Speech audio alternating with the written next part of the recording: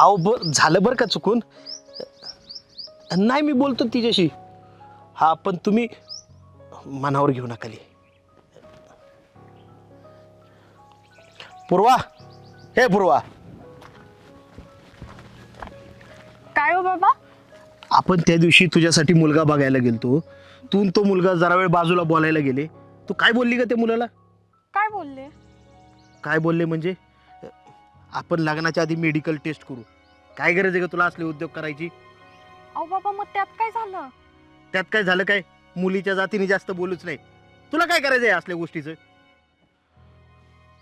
हे बघा बाबा, मी काही चुकीचं बोलली असं मला वाटत नाहीये.